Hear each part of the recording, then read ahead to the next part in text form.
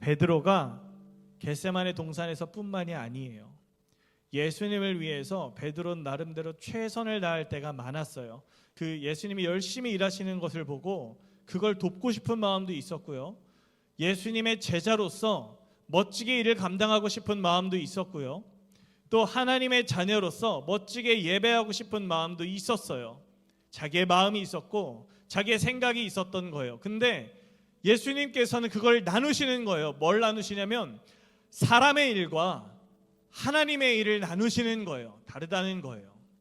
여러분, 우리의 생각과 하나님의 생각은 전혀 다를 수가 있어요. 사람들은 내 생각과 내 감정과 내 생각이 옳다고 믿지만 그것이 하나님의 뜻과는 전혀 다른 길일 수가 있는 거예요. 그래서 우리에게 중요한 것은 분별의 영이에요.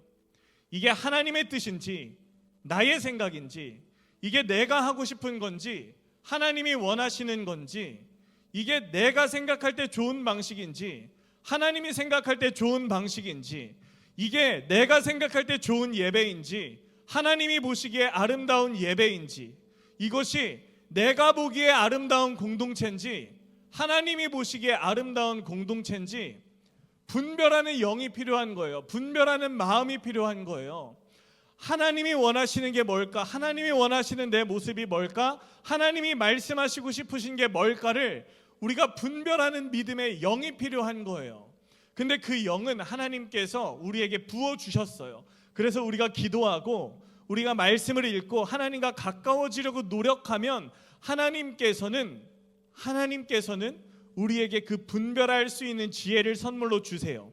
뭐가 하나님의 생각이고 뭐가 내 감정인지, 뭐가 하나님의 뜻이고 뭐가 나의 계획인지를 하나님은 분명히 알게 해주시는 분이에요.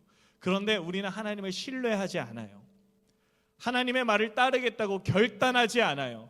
때로는 전도사님 이제 사역을 하다 보면 전도사님한테 찾아와서 상담을 하는 선생님들도 있고 청년들도 있고 학생들도 있고 권사님들도 있고 집사님들도 있겠죠. 어떻게 하면 좋을까요? 어떻게 해야 될지 모르겠어요. 이런 이야기들을 이제 종종 듣곤 합니다. 그럴 때마다 제가 해줄 수 있는 대답은 없죠. 제가 뭘 안다고 대답을 해주겠습니까? 그저 같이 기도할 뿐이죠. 그리고 같이 고민할 뿐이죠. 근데 하나님께서는 분명히 말씀해 주실 거예요 라고는 대답을 해요. 왜냐하면 하나님께서는 그렇게 하시는 분이기 때문이에요. 하나님을 찬양하고 기뻐하는 자들에게는 그 마음의 소원을 아셔서 다 들어주시고 싶으신 분이 하나님이세요. 그래서 분명히 하나님께서는 그 고민과 문제 가운데에 해답을 주실 거예요. 그런데 문제는 뭐냐면 그 해답이 나한테 떨어졌을 때 결단하고 싶지 않다는 거예요. 내가 하나님이 원하는 말씀을 받았을 때는 다 결정하죠. 제가 갈게요. 제가 따를게요. 제가 먹을게요. 제가 나눌게요. 제가 베풀게요.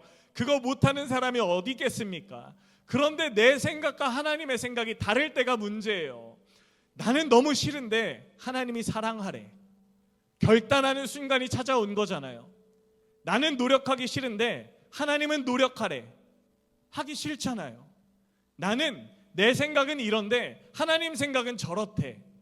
우리가 이런 상황에서 결단할 수 있는 믿음이 있냐 없냐, 이것이 우리의 인생과 믿음을 가르는 키포인트라는 거예요. 사실 하나님께서는 우리가 원하시는 걸 주실 때보다 안 주실 때가 훨씬 많아요.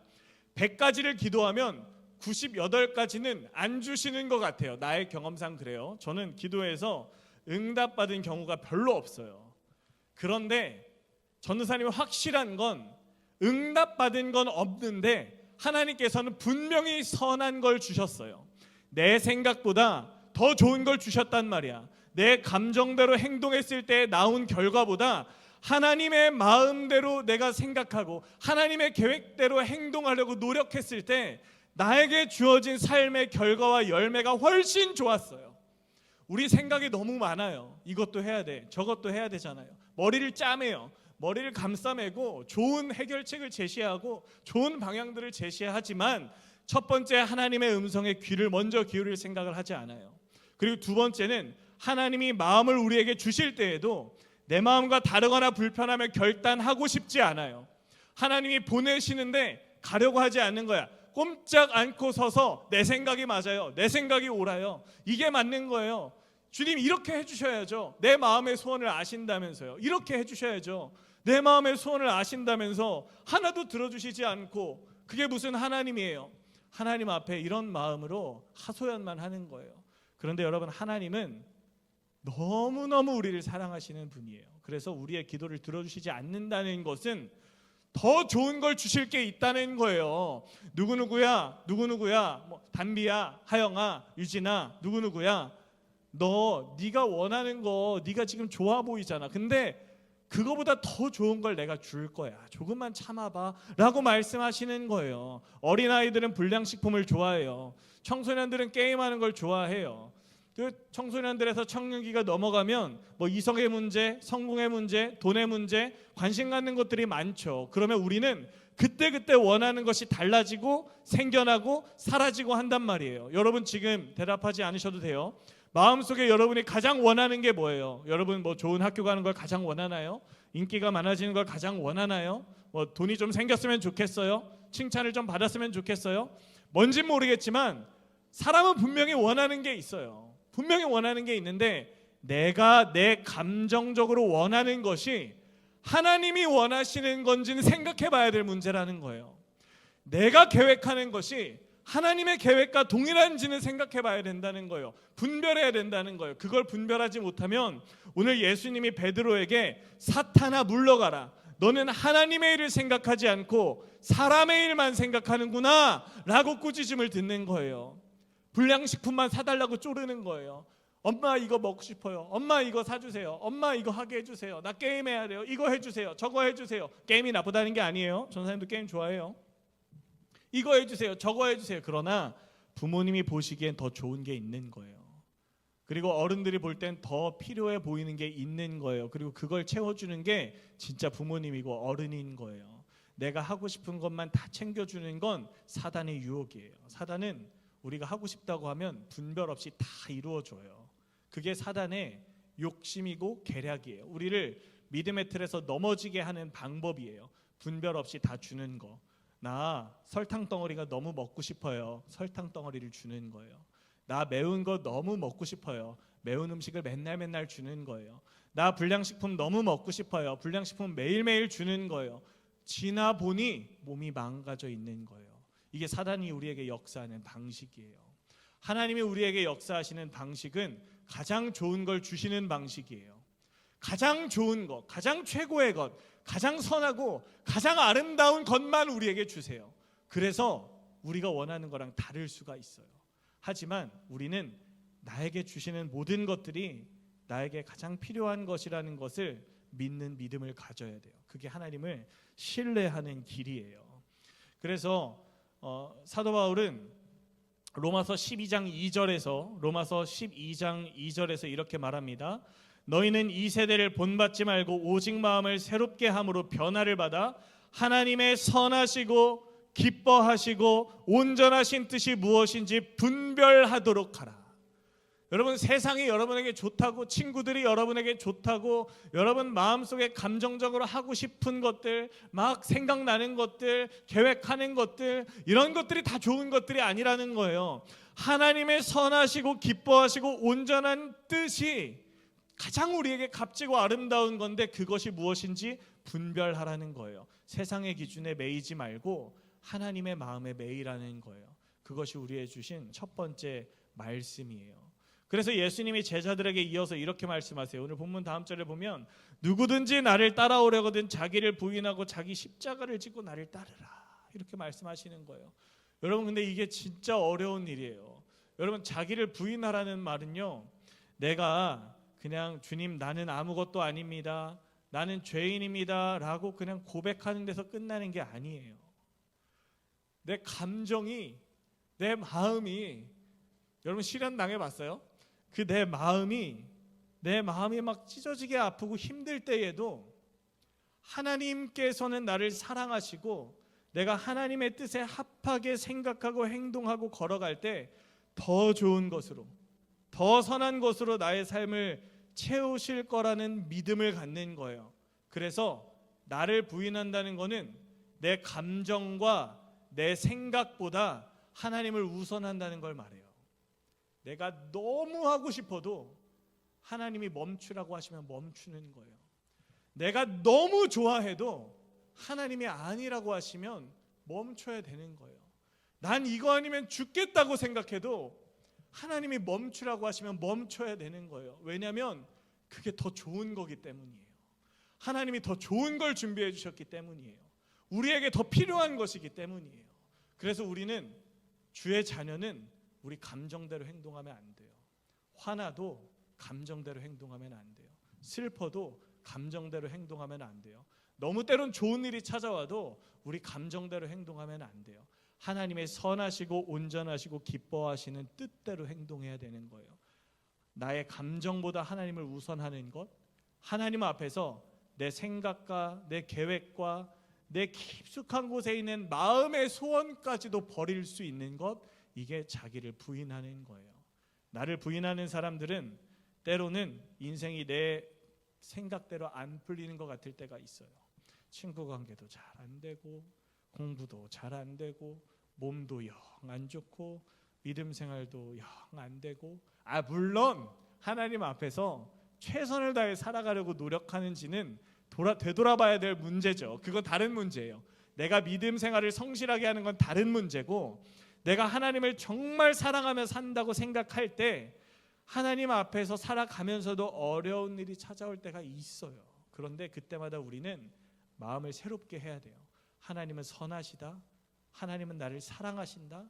하나님은 공정하시다. 공정하신다는 건 무슨 말이냐면, 여러분, 판사가 죄 지은 사람이 있고 선한 사람이 있어요. 근데 죄 지은 사람한테는 벌을 주지 않고 착하게 산 사람들에게는 괜히 벌을 주면 이거는 올바른 판사예요? 올바른 판사가 아니에요? 올바른 판사가 아니죠. 잘못된 판사죠. 하나님께서는 가장 올바르신 분이에요. 그러면 우리가 하나님 보시기에 아름답게 살면 칭찬하시는 거예요. 그런데 우리가 사람들이 아무리 칭찬해도, 사람들이 아무리 예쁘다고 해도, 사람들이 아무리 잘났다고 해도 하나님이 보시기에 참 별거 아니고 참 못난 모습으로 살아가면 하나님이 칭찬해 주시지 않는다는 거예요. 이게 공정하신 하나님이 주시는 약속이에요. 그래서 예수님께서 마지막으로 질문하시잖아요. 사람이 온 세상을 얻고도 제 목숨을 잃으면 무엇이 유익하겠느냐. 여러분, 우리가 아무리 사람들한테 칭찬받고, 아무리 내가 하고 싶은 거 다 하고 살고, 아무리 내 마음대로 내 인생이 풀리는 것 같아도 하나님 마음에 합하지 않으면 그게 무슨 의미가 있습니까? 여러분, 예전에 소돔과 고모라는 진짜 잘 살던 도시였어요. 여러분, 바벨론은 역사상 가장 큰 도시였어요. 로마는 역사상 가장 큰 왕국이었어요.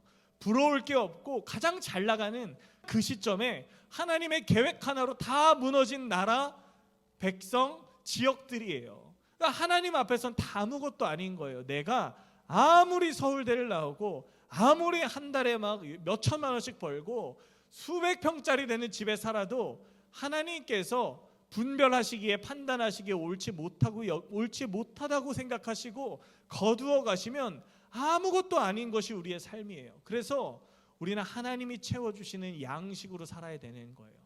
영의 양식뿐만이 아니라 우리에게 필요한 것들도 하나님이 채우시는 것을 받고 먹으며 살아야 되는 거예요. 그게 가장 영양분이 있고 가장 좋은 양식이기 때문입니다. 잠언 3장 5절에서 6절을 보면 성경은 우리에게 이렇게 이야기하고 있습니다. 너는 마음을 다하여 여호와를 신뢰하래요. 여기서 첫 번째 줄이에요. 너는 마음을 다하여 여호와를 신뢰하래요. 신뢰는 뭐예요? 믿음이죠. 근데 마음을 다해서 여호와를 신뢰하라는 건 뭐냐면, 주님, 내 생각으로는 진짜 싫어요. 주님, 내 생각으로는 진짜 이건 아닌 것 같아요. 주님, 내 생각으론 진짜 하기 싫어요. 이런 생각이 들어도 하나님이 하라고 하신 이유가 있을 거예요. 하나님이 기도하게 하시는 이유가 있을 거예요. 하나님이 나에게 이런 상황을 허락하시는 이유가 있을 거예요. 하나님이 나를 사랑하시는 것을 믿기 때문에 나에게 어떤 일이 다가와도 하나님이 가장 좋은 것을 주신다는 사실을 신뢰하게 해주세요라는 솔로몬의 고백이에요. 선포예요. 그리고 나서 내 명철을 의지하지 말라고 하잖아요. 명철은 생각을 말해요. 그래서 여러분, 여러분의 생각과 여러분의 감정을 의지하지 말라는 거예요. 여러분의 판단과 여러분이 막 머리를 짜내고 고민을 해가지고 하는 여러 가지 것들, 그런 것들을 의지하지 말라는 거예요. 그래서 너는 범사에 모든 일에 하나님을 인정하래요.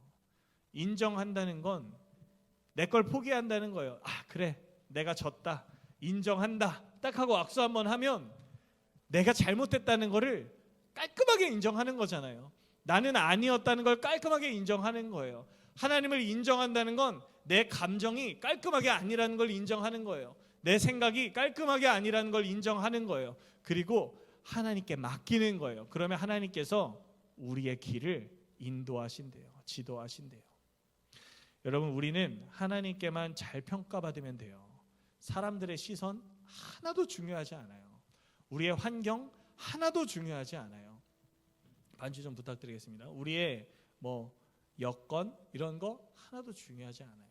하나님 보시기에 우리가 아름다운 모습인지가 중요한 거예요.